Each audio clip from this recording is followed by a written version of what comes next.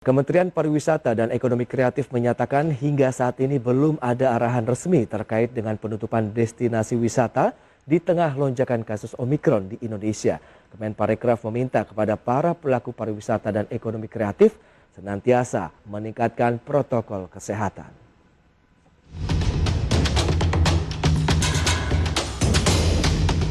Menteri Pariwisata dan Ekonomi Kreatif atau Menparekraf Sandiaga Salahuddin Uno menyatakan bahwa hingga saat ini belum ada arahan resmi terkait dengan penutupan destinasi wisata di tengah lonjakan kasus Omikron di Indonesia.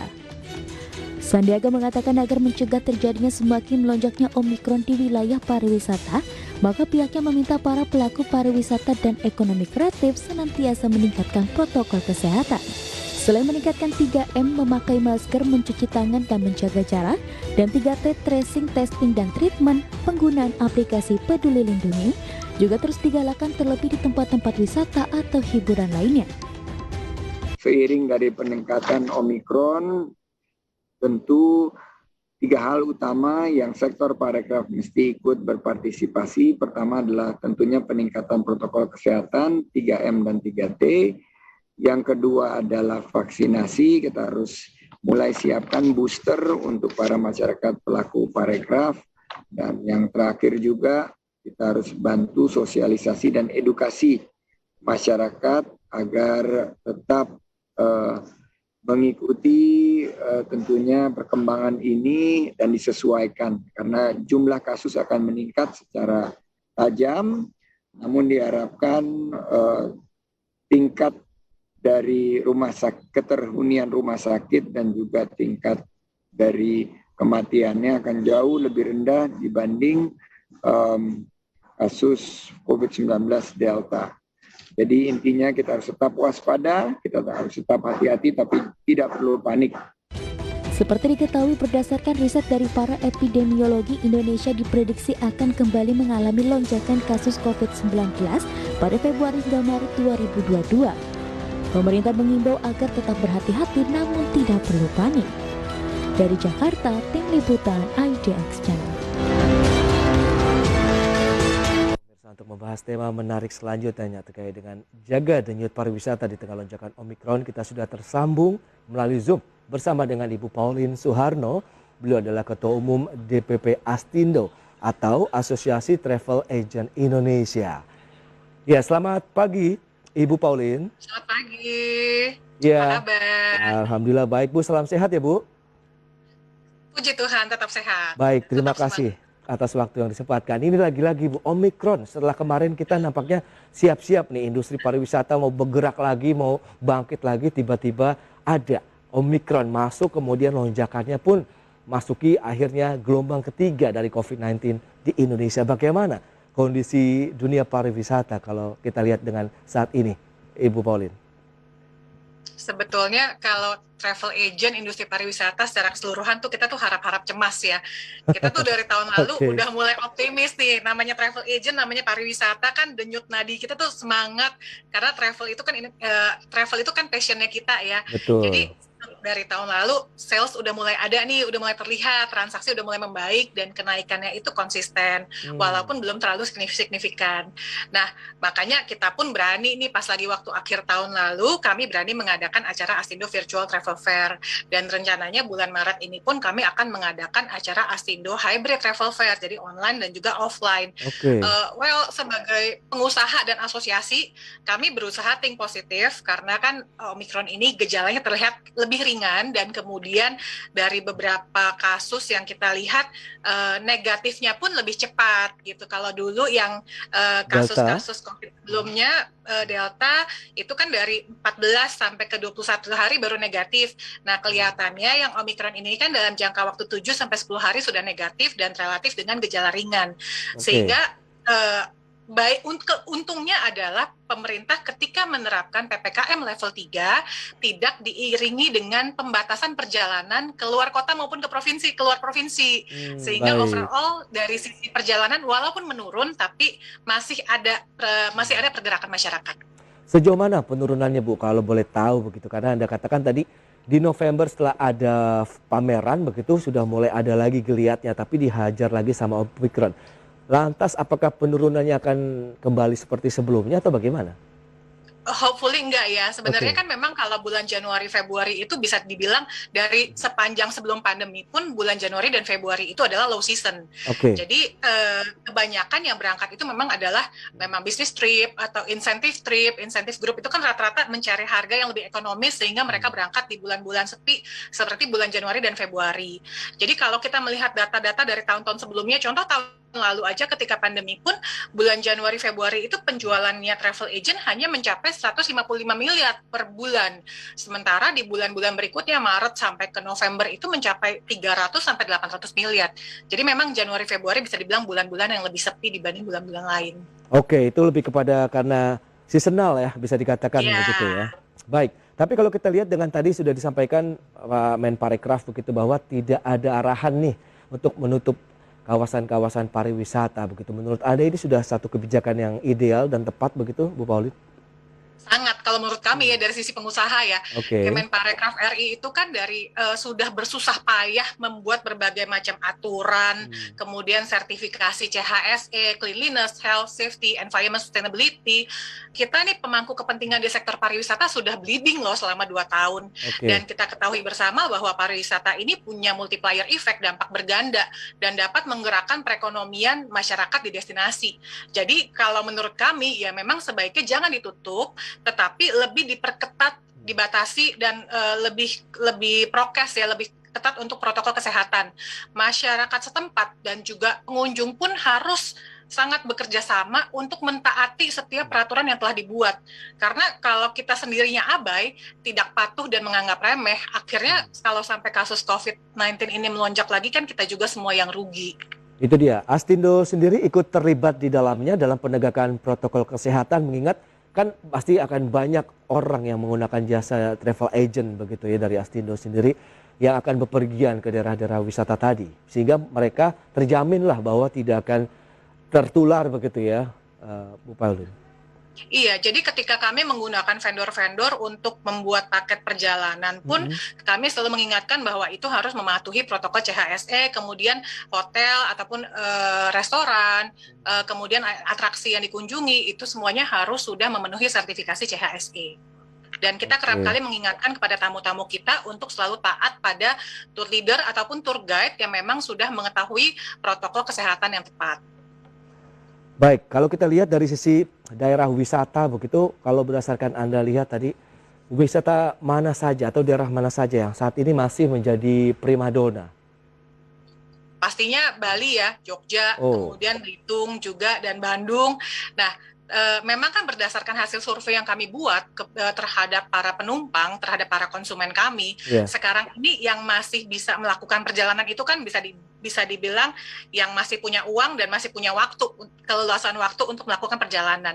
Nah, rata-rata seperti senior citizen yang memang mereka punya lebih banyak keleluasan waktu, mereka itu sekarang lebih memilih untuk melakukan perjalanan jarak dekat tapi lebih sering. Jadi misalkan kalau yang tinggal di Jakarta lebih banyak pergi menggunakan transportasi darat, misalkan ke Jawa Tengah ataupun juga ke Bandung, lalu yang dari Medan perginya ke Aceh gitu. Jadi memang lebih surrounding area mereka sendiri. Oke, berarti lebih dominasi transportasi darat begitu ya, dalam artian bepergiannya tidak dalam jarak yang cukup jauh begitu, antar pulau misalnya. Ya. Terutama untuk yang senior citizen ya, tapi kalau untuk yang family ataupun juga komunitas perusahaan, mereka masih melakukan perjalanan keluar pulau. Nah itu dia. Bagaimana dari sisi peningkatan pemesanan tiket misalnya pesawat begitu, apakah juga ini ada lonjakan yang bisa dicermati begitu? Sebetulnya lonjakannya ada, tapi kembali lagi nih, karena kan dalam kondisi pandemi seperti sekarang ini, kapasitas pesawatnya itu pun juga tidak banyak seperti dulu, sehingga menyebabkan harga tiketnya sudah tidak kompetitif lagi seperti dulu, tidak seekonomis zamannya zaman sebelum COVID, sebelum pandemi ya.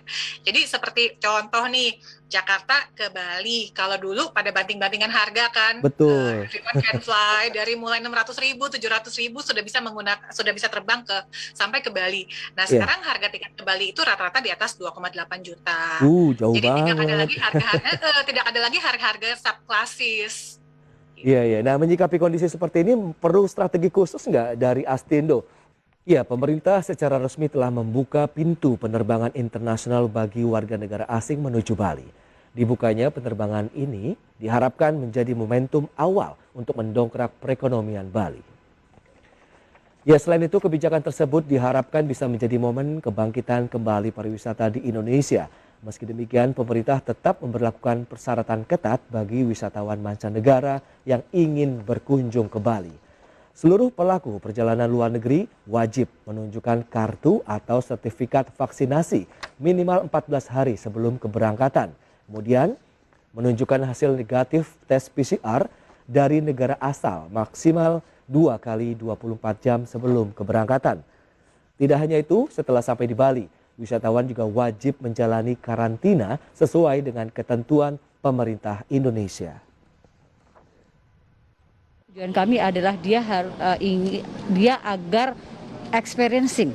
Gimana sih experience dia berwisata ke Bali di saat pandemi. Dan prinsip ini adalah bubble.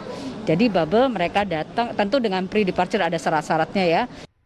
Baik pemirsa, kita lanjutkan kembali perbincangan bersama dengan Ibu Pauline Suharno, Ketua Umum DPP Astindo. Baik Ibu Pauline, berdasarkan informasi yang tadi memang rute perjalanan dari luar negeri ini juga dibuka kembali untuk wilayah Bali. Sementara Anda katakan tadi ada sedikit kendala dengan jumlah pesawat yang berkurang. Kemudian akhirnya tiket pesawatnya pun melonjak. Bahkan perbandingannya ini berlipat-lipat dibandingkan dengan sebelumnya yang ada bisa dikatakan perang harga lah begitu. Bagaimana Astindo menyikapi kondisi ini?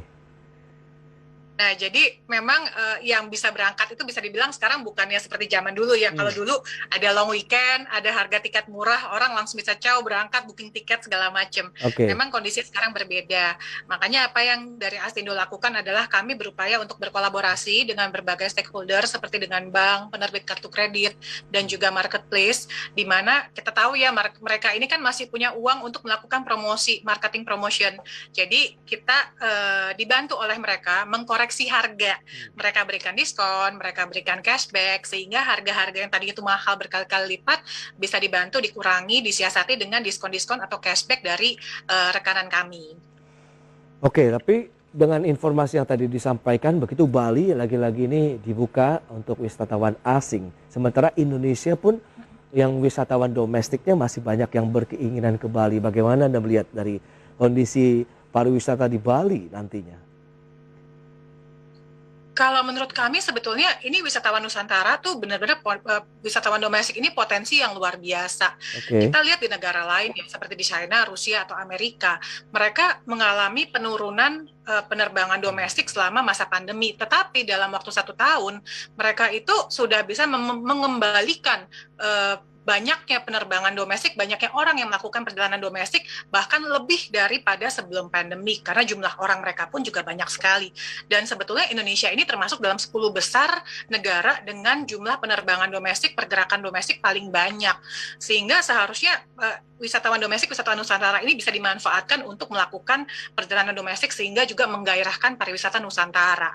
Nah, daripada kita berharap ke luar negeri, karena dari wisatawan mancanegara sendiri ketika mereka harus masuk ke Indonesia dengan berbagai macam persyaratan, terutama karantina 5 hari, walaupun karantinanya di resort ataupun dalam satu daerah wisata tertentu, masih kurang nyaman dibandingkan dengan negara-negara lain yang sudah buka seperti Singapura, Thailand. Itu kan hanya cukup perlu waktu 1 hari stay dalam hotel menunggu hasil PCR, dan mereka bisa traveling kemana aja, mereka bisa pergi kemana aja, bisa menikmati atraksi lainnya. Sementara wisatawan mancanegara ketika mereka datang ke Bali ataupun mungkin masuk lewat Manado atau Batam Bintan, mereka harus stay di resort selama 5 hari.